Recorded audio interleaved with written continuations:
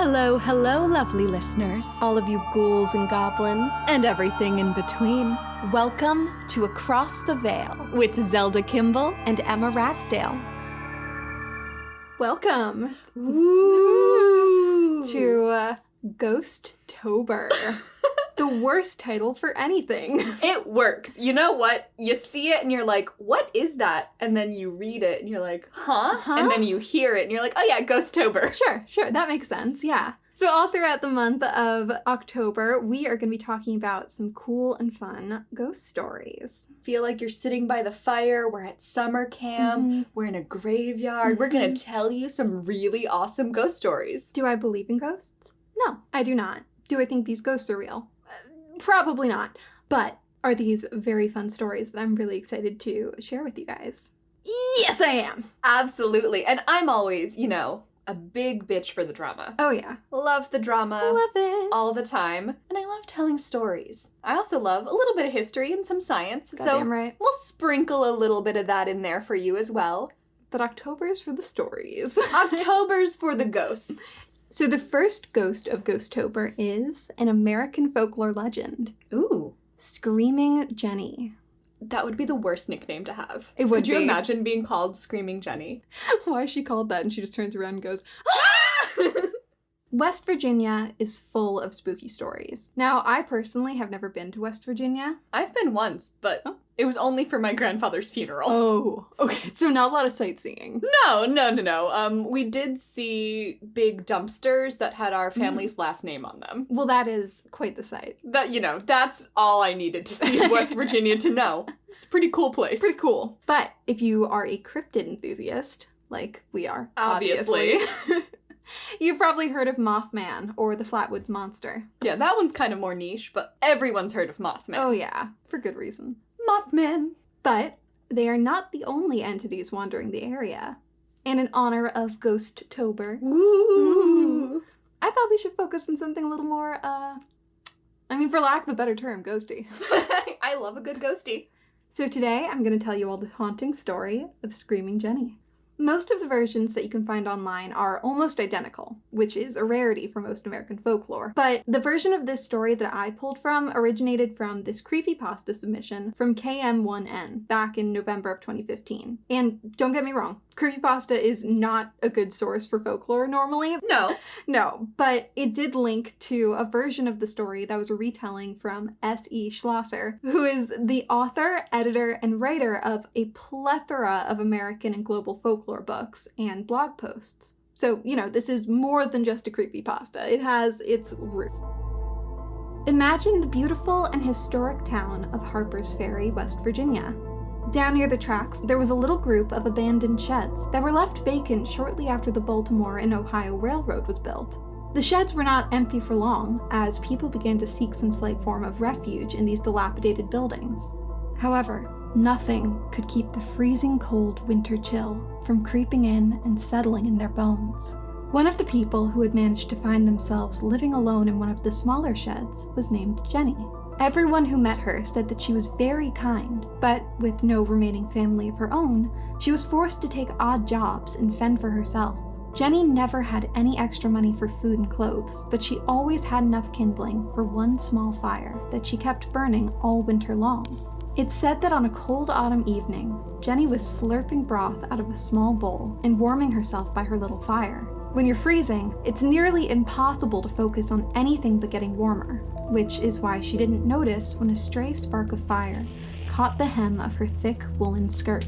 It wasn't until the flames had burned through the layers of Jenny's clothing and began scorching her skin that she realized that she was on fire. Jenny upturned her bowl onto the fire to douse it, but it did no good as the flames were already climbing higher and higher, engulfing her small frame. She flew out of her shed and ran down the length of the train tracks in terror, screaming for help. The local train station wasn't too far, so Jenny ran towards it, hoping some kind passerby would hear her cries and help put the fire out. But it was too late. Jenny was quickly swallowed by the fire. Her clothing and matted hair were the perfect fuel, and she soon became unrecognizable. Nothing more than a walking, shrieking bonfire. Overwhelmed by the agony, Jenny stumbled onto the tracks, but in her pain, she couldn't see the blinding headlights of the train that had just rounded a corner. The conductor tried to pull on the brakes, but there was no time. Jenny's screaming stopped immediately, replaced by the squealing of the wheels and the bellowing of the whistle as the train slowed to a stop. When the conductor went out to check on what he had hit, he saw that her body was still burning. Oh, God. They doused the flames, brought her body back to the station, and gave her a pauper's funeral in an unmarked church grave a few days later. After that, Jenny was forgotten, and everything continued as it always had. That is, until about a month later, when another train rounded that same corner and saw a glowing, screaming figure engulfed in flames. He also stopped the train and went to check, but there was nothing there. Worried, the incident was reported to the station, who remembered poor Jenny. From that day on, the station master believed that it was Jenny's ghost who haunted the tracks. She's not seen very often, but every once in a while, you may catch a glimpse of her burning ghost, screaming as she runs down the tracks near Harpers Ferry station, hoping someone can come and put her out. Oh my God. Poor Jenny! Poor Jenny, but God, that was a good story. Jenny's got it rough. Oh my gosh. It just, I see it all happening so clearly. Mm-hmm. Like, accidentally, like, something sputters in the fire, like a quick pop, and then... Suddenly you're just... Yeah. Yeah. Horrifying. Every time I use a lighter, I'm scared my hair is going to light on fire. Every time, without fail. Because it's happened before. Yes. Has it? Well, I was bending over to, like, blow out some candles on a birthday cake, and my hair just went... I was doing flaming shots with a friend at a club in Singapore once, and they didn't realize you had to blow the fire out before taking the shot. It got too close to their face. They realized, oh, hot. Dumped the shot over onto me and my purse. Oh my God. We were fine, because it was mostly liquid at that point, but it was one of those where it's like, yeah, you blow out the flaming shot before you take the fire in your mouth. You want to know where fire doesn't go? Your Your mouth. mouth. Don't put fire there. Just don't do it. But yeah, oh, Jenny. Sweet, sweet Jenny. And also, like, A, caught on fire. B, hit by a train. That's a real That's one-two punch. a 1-2 punch. She's down for the count. Oh, my God.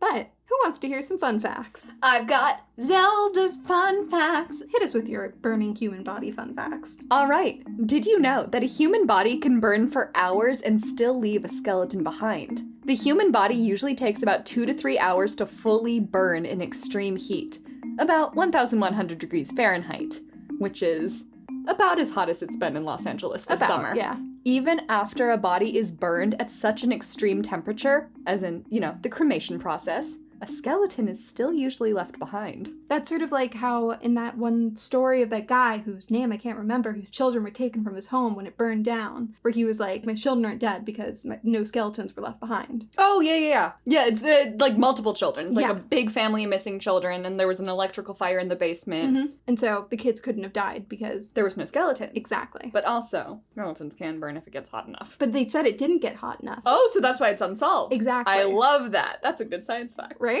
The two main ways to die when you're burning to death are the heat, obviously, but also asphyxiation from the smoke. That would suck. Like, you're still burning. You might just choke to death. Yeah. Which is... I think that's what happened, with Salem witches most of the time. Not Salem witches. No witches were burned in Salem. Yeah, but like, during the witch trials when they were burning women on the funeral pyres...